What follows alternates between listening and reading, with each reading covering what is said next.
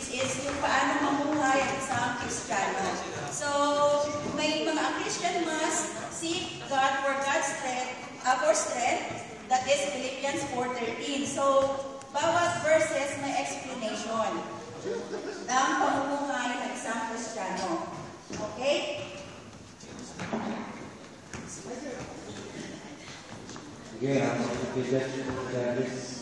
The judges. Dun, dun, dun, dun.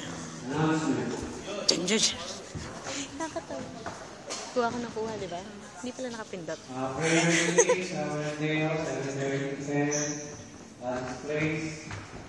Entry number 8.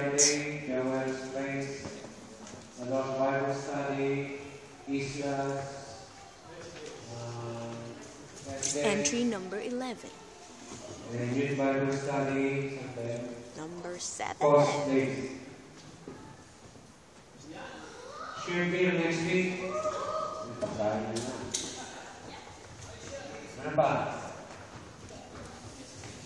Galing nito ah. Sino to? 2 weeks from now, snow fellowship of 3 to 5. So, meron ka nag-usap-usap ng oras na alis. Number 9. Wala mo, mga pa-alis. Season 4. Dito lang yan na hindi ko lang baka mga nagtaga. Yung mga sasabit, magsabit na ng application. Ano pa? Okay, order 40 for next week.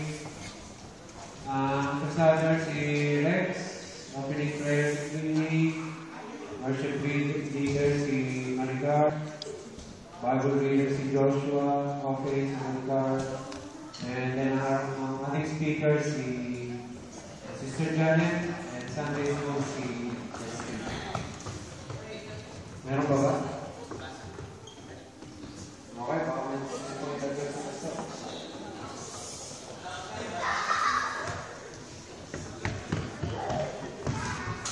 Announcement daw.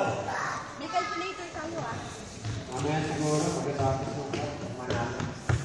Makaya pa yung winda, di ba?